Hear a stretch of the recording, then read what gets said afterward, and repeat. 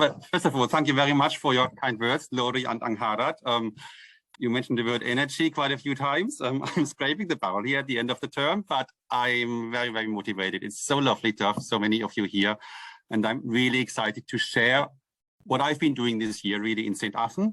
I've called this developing an EPI-based primary curriculum. I am nowhere finished. I will talk you through what I've done this year, teaching Welsh in years 3 to 6. I will use year 5 as an example. And hopefully by talking you through the process of how I've planned and the things I've done with the children, and I will show quite a bit of work of the children, I can give you some ideas what EPI looks like when you do it in practice. EPI is a very broad framework. It's very comprehensive. There is a lot of literature. There are courses about if you want to go in more depth. Today will be, from my side, a taster where I will explain some of the principles behind and how they inform what I do. I want to start, however, with the end, with something that happened just 2 weeks ago in year 3. When I got this year 3 class at the beginning of the year, there was very, very little Welsh, obviously, after the lockdowns. The children were very, may I say, puzzled, some of them even. There's a very diverse class, neurodiverse class, abilities, vastly different at times. So when at the end of an English lesson 2 weeks ago, a little girl who is really what we would call lower attaining said, I finished, can I do some Welsh writing now? I thought, oh, right, okay, you go ahead. Because that hasn't happened to me, that a child in another lesson wants to write Welsh to pass the time till the end of the lesson.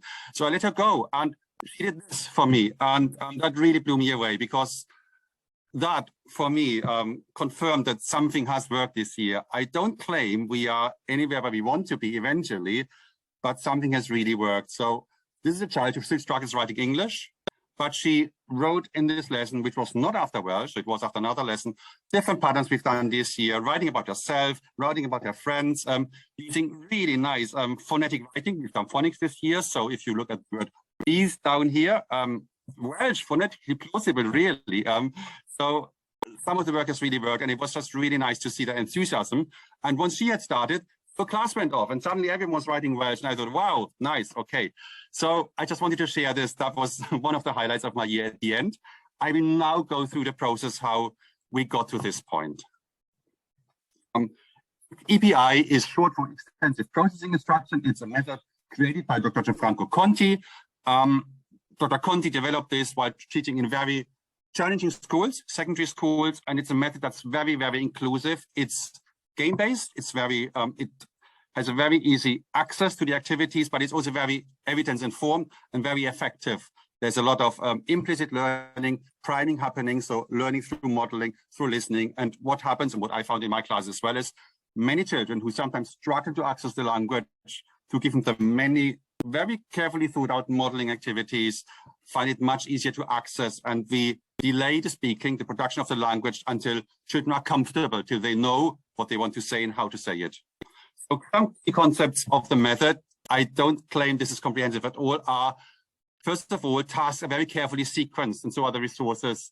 And when in the past, in my own past, I used to teach at times, right, so we're gonna do present, practice, produce at the end of the lesson.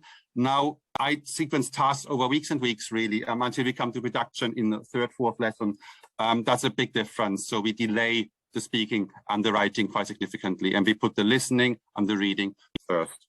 Here we are. When we produce a language, there are many really nice ideas based on years of classroom experience, how to gradually withdraw support. So when we start speaking, producing, writing, it's not like, right, you have to remember everything. There is very thought out support that we can gradually withdraw by changing the activities. And that's been really important as well, because it meant that nearly all children could access the activities and were comfortable doing them. It wasn't in any way intimidating. And what is also a really, really important part of the whole system is that through whatever we do, we systematically recycle previous patterns and vocabulary. And I will show you now in the schemes I've done for year 5, what that looked like, and how I ensured that whatever we've done week, month, terms ago still comes back nearly every lesson, so the children don't really have a chance to forget much. So the 3 parts of the process presentation will be language progression and curriculum design, very briefly. Then I'll show you how the tasks progress. I'll use the year 5 example, and at the end, then there'll be a short section on how I recycle and consolidate everything we've done. Special thanks go to all the people I've listed at the bottom of the page, especially Gianfranco Conti, Simona Gravina, Stefano Piangiani, Claudia Schwenke, and Carmen Aguilar, who are EPI specialists in secondary primary schools and are extremely generous in sharing their methods, their resources, and I've learned a lot from these people and what they've achieved in MFA classrooms across the world, really. So here is how I planned out the language for all my classes this year. I made sentence builders. This is a year 3 example now. Use community functions. This one was saying one's name. Included third person straight away because when I talked to children in the pupil voice activity right at the beginning of the term, they were adamant they didn't want to talk about themselves only. They also wanted to talk about their brothers, friends, their sisters. So I had to put that in. We sometimes shy away from, you know, chunks like enuwe mrauti, enuwe chwaeri, enuwe frendi. We shy away from these because they include these trichlatae. But with the EPI method, we teach chunks together, so the children don't even have to learn the rules, just as you would learn it as growing up in a Welsh-speaking context. You would learn enuwe mrauti is what you say. Eventually, we explain the rules, but not from the start. It's not necessary, and I can say the children really have picked up really well. I do a bit of phonics. I only focus in year 3 on the phonics that are different from the Welsh to the English. They help with the reading, with the writing, but they also really help focus some of our practice on those sounds that are different from the Welsh and the English. And the children love that. So they really love all these really, I say strange, these interesting consonants, especially we have in the Welsh. There's a little grammar section at the bottom just to explain the grammar points. I've made all of these, the resource I make, with the view that my colleague teachers in school, some of which are not as prolific as I am in the Welsh and don't have the same experience and training, can use them after having seen how I use them.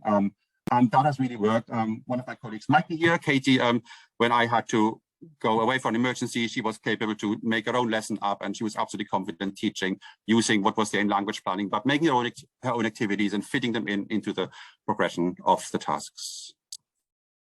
So very briefly then, how I sequence the learning. I spoke about how we cycle everything we do. After we'd done saying one's name, we moved on to saying one's age. But in all of these units, saying one's name was the present, so the patterns kept being repeated. And then we moved on to talking about here and eyes of ourselves and other people. Age, name were still there, and the same then when about what people were. That also was still present. So by the end of these units, all the language was recycled all the time. And that's really important because quite a few of the resources I've made are so that they cover everything you've done. And if you are not aware how to do this, it's very difficult to make sure everything gets recycled constantly in your reading text, in your speaking text, in your listening exercises. So that's one thing I wanted to make sure whoever teaches now the scheme I've made will be able, by using the resources, to cover everything that's been done before. Except the sentence builder, that's what this looks like. So name, age, hair and eyes, what one wears. And the interesting part was that one grammar bit I mentioned, the rauti, comes up in all of these, because all of these are talking about and describing people. So it's like one big overarching community function. Grammar point that's challenging and new for the children really came back a lot. That really, really helped. So by now the children are really very comfortable about using rauti, and we might have seen in that it's writing at the beginning, to the friendly, just wrote, it's part of what we do now. So my dad has told me that if you have language the children need to communicate, use it. Don't shy away if it seems complicated, because as a chunk, they can still pick it up if you give them enough opportunities to practice and to recycle it. Then over the year, be very quick. Here on the left is describing people, everything you saw now, the 4 sentence builders. As we move on then, even a new topic, previous language gets recycled, and previous language and previous language gets recycled. So even at the end of a long teaching series, even if you have been describing places, objects, and phenomena, you are still recycling all the language you've done previously. And all the language is built into texts, and I'll show you later how that works. So when I do listening, speaking games, I can be sure I cover everything, and the children have plenty of opportunities to recycle everything. So it's just, once it's set out, when it's planned, it's really easy to teach from, but it needs some thinking to go in to make sure nothing gets left under the table, especially new grammatical items like the mrauti, the chwaerdi, so that these come back all the time. Because if you don't use it, we lose it, especially at this young age. They need to use it all the time. Oh, moving on now to showing you a little bit how tasks progress in a typical EPI sequence. Just having a look at my stopwatch here, how I'm doing all right. Okay, this is the sentence builder we had with all the language for the telemetry topic. This is language taking from the CSC, Year 5 curriculum, suggested curriculum, and I organize it in the sentence builder. The first thing we do, we drill a lot of the vocabulary in engaging ways. I drill, first of all, I model lots of Welsh, the children retrieve the English, and then we turn it around eventually, and we play loads of games until the children are very familiar in using these sentence builders. More of this will come in the presentations after me, so I won't go into much detail. But by the time we move on, children are comfortable in using this. Now, I spoke about listening before speaking. So, and this is a really, really important element of the EPI method. It's what we call implicit learning and priming the children for eventually using the language themselves when they produce. So I made a lot of listening resources, listening activities, where the children listen very carefully for the language I use. They can't just passively, they listen actively. In this activity, for example, listen and write the numbers. They had to write numbers of the sentences in the order I said them. We do that a lot. It's very effective. The class goes very quiet when we do this. It's lovely, by the way. They really want to do well. And I would say, start with Behoof, Rachlen, Cartoon, at the Peppa Pig, followed by My Mechtavi, Rachlen, Ichwareyon. So they write number 4, number 2, and so on until we've done all the sentences. And then we check out everyone else's sentences. We read them out together in the right order. Before we do it, we check the understanding. But what it does, it gives me an opportunity to model the new patterns. In this case, doing CR, My Mechtavi, My Mechtavi, and some of the new vocabulary, like in blue here. Everything else is the same, so they can't structure. In order to do the activity, they really have to focus on the things I want them to notice. And that's really important. In designing these resources, there needs to be a real focus on what you want them to listen out for. And this is just one example that worked very well. Listening for a lot of us too. You can, children of words or sentences or chunks. I do it a lot with sentences. So this is really what we followed up with them. I do this really early in the process. So the children choose 6 out of these numbers, put them in a 3x2 grid, and then I read sentences in random order, and they tick them off as they go along. Just a little note, this is a really, really good activity to win over the reluctant learners that we all have. I had quite a few reluctant learners when I started this year, but what I did is, and what I still do, just don't tell my children, please, I watch out for those I want to win over. And I make sure I take a note, mental note, or even on a little note on my whiteboard that I hide from them of their numbers they have chosen. So when I play it, I can make sure that person wins. And I never ever look at them again, but it's so funny to watch out of the side of my eye how they flinch on their chairs. No, I don't really want to be here. Oh, number 2, Mein Mechtavi, maybe I have that number 3. Okay, right. And then you go on to Dig, Behoof, Rachlen, oh, I got that. And then they suddenly sit up and then they get really focused. And as you go on, they get really, really ambitious. And I do let them win. And it's just really good to see how by the end, that person who couldn't really be bothered to write down 6 numbers is triumphant in winning the listening bingo for a thick guy. So it's a really nice activity. But what happens really is it gives me the opportunity to model a lot of patterns, and they listen carefully for all the patterns. And this is the first step of the EPI sequence, really. After modeling, there's a lot of what we call receptive processing.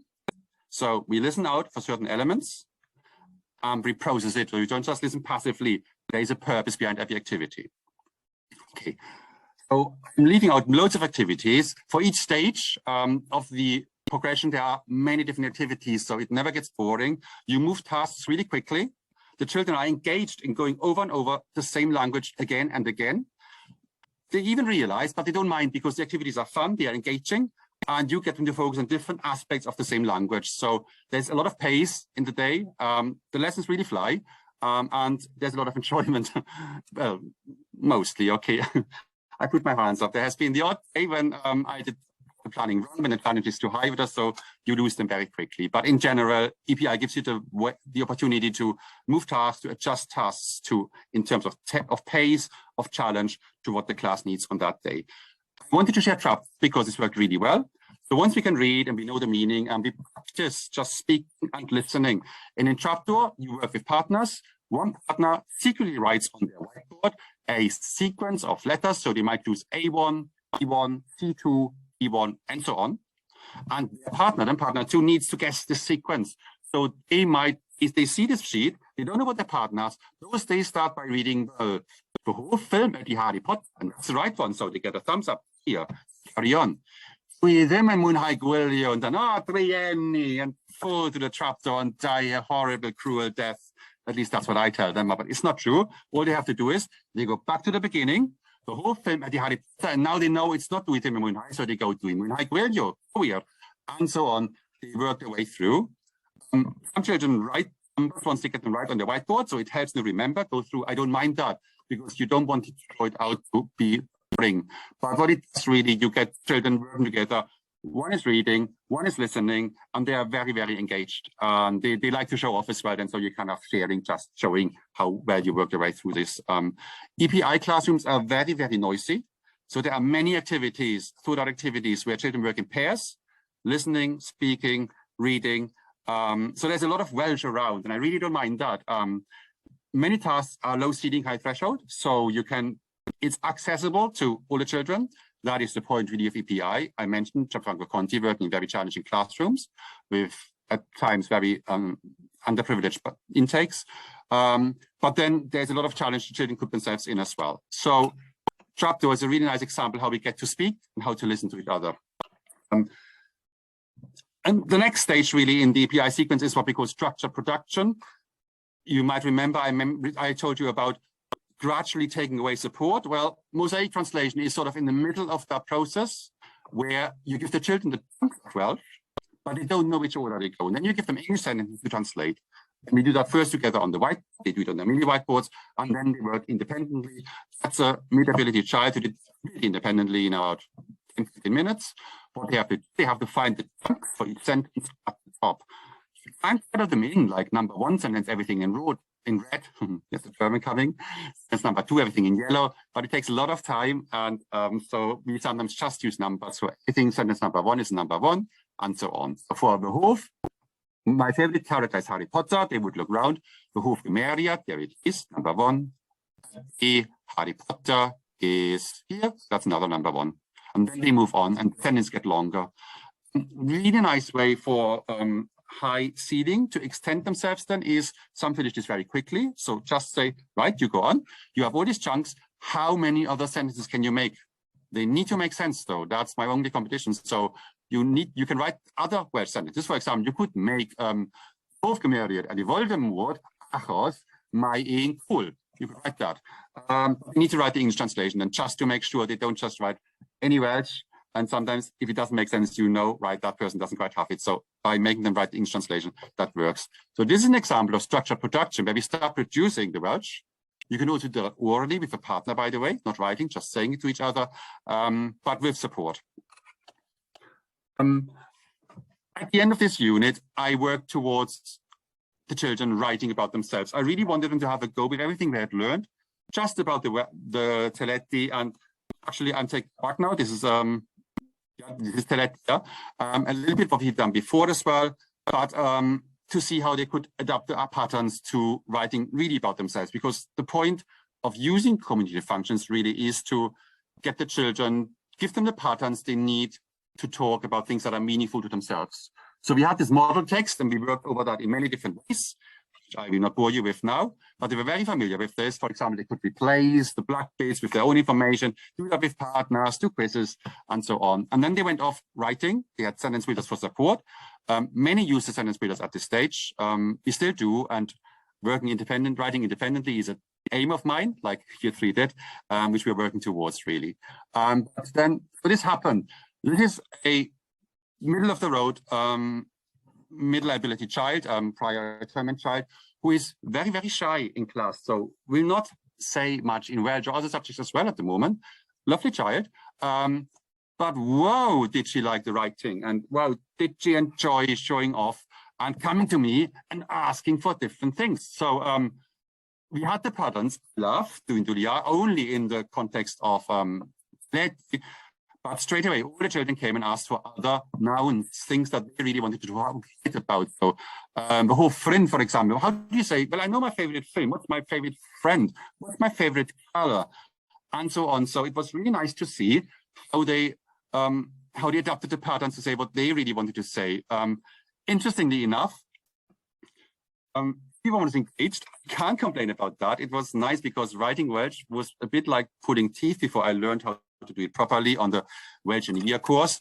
Incidentally, where I met Gianfranco Conti for the first time, it was organized through Cardiff University and then through the Welsh government that Conti came and lectured on the Welsh in a Year course. I was the first cohort to benefit from that, and ever since then we have worked together. So it's really, really changed a lot for me.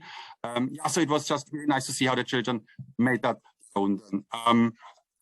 And we're very engaged in writing. I was super busy because I've never covered my whiteboard in so many different words. So I gave them a lot of vocabulary they needed to fill in the gaps, but the patterns they all had.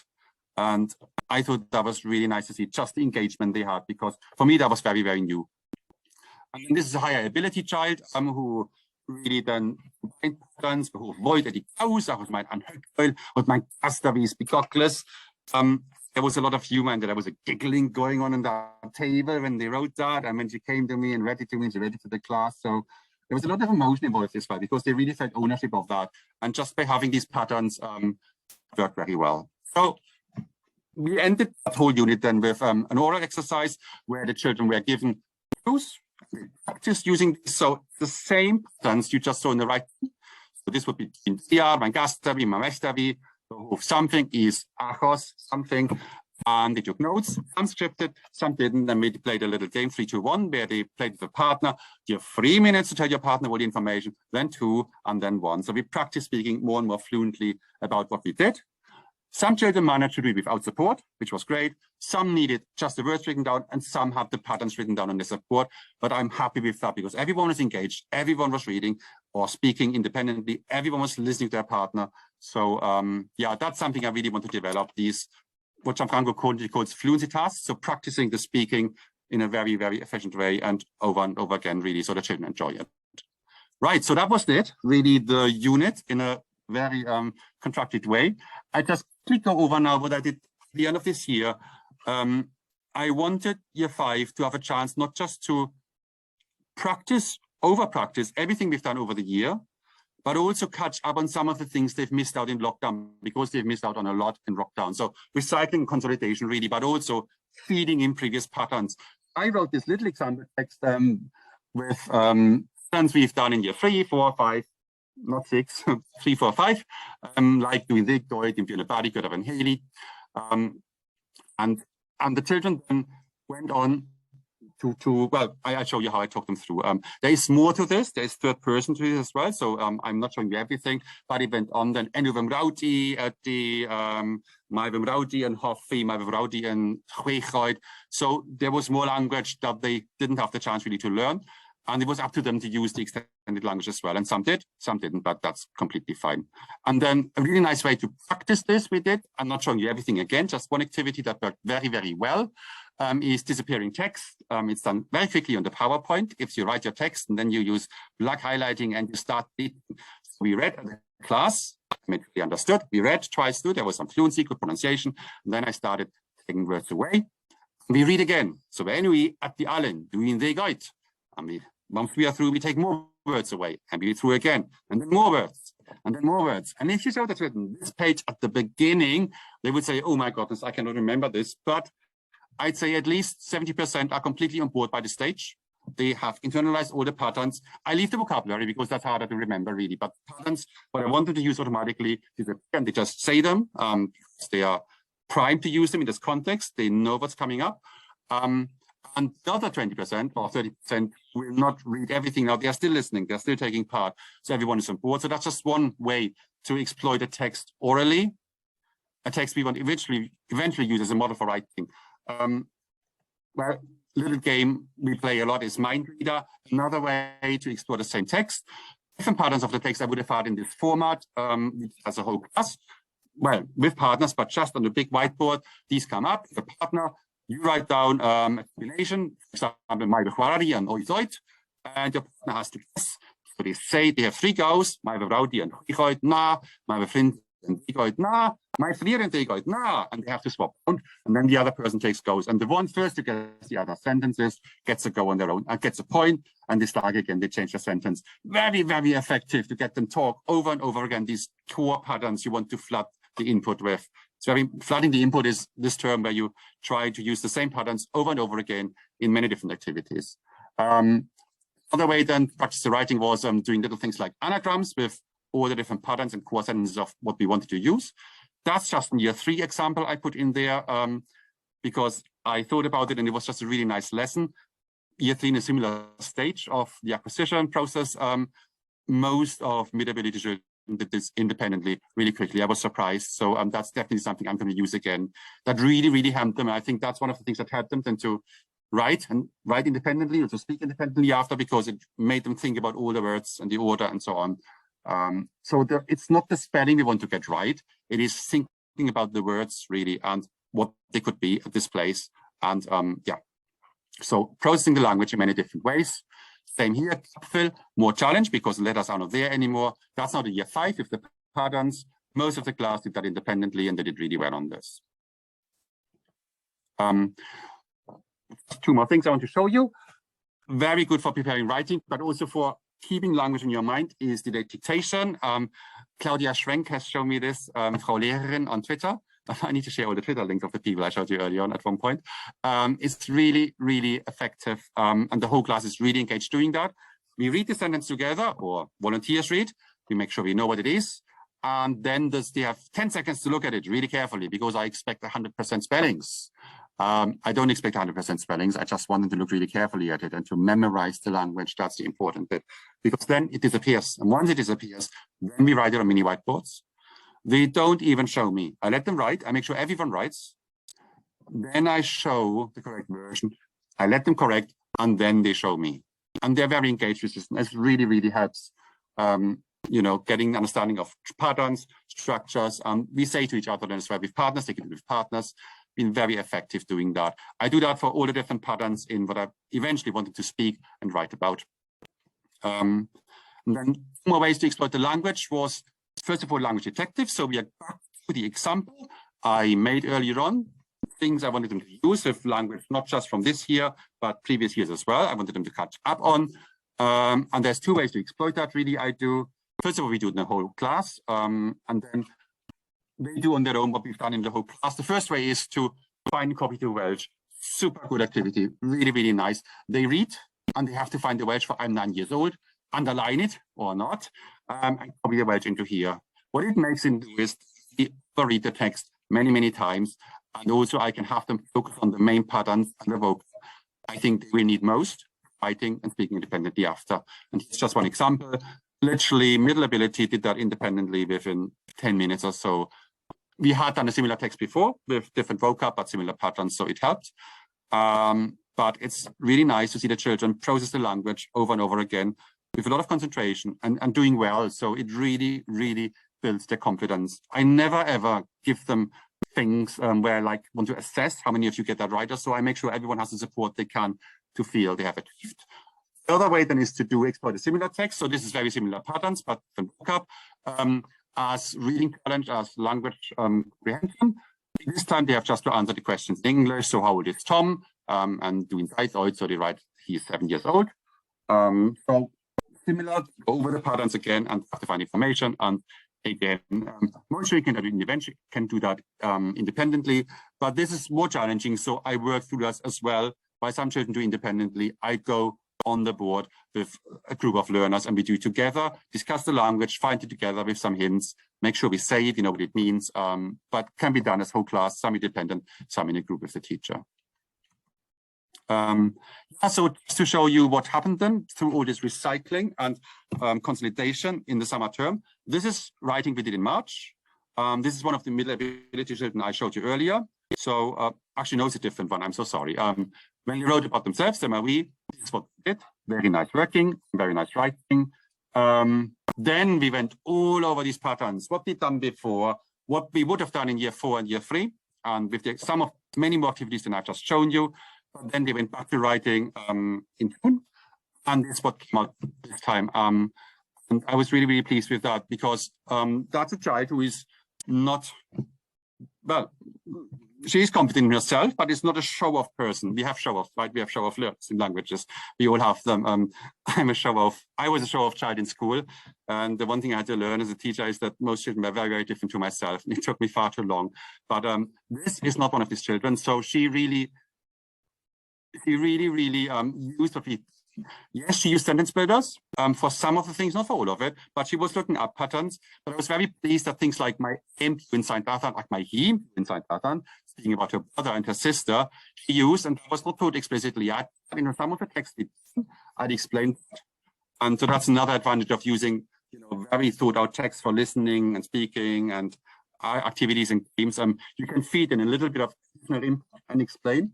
Some children will pick that up, and she has, which was really nice. And then, like doing Hoffischlauer Heu, that's just like that at the end of, it was a nice end to the right thing.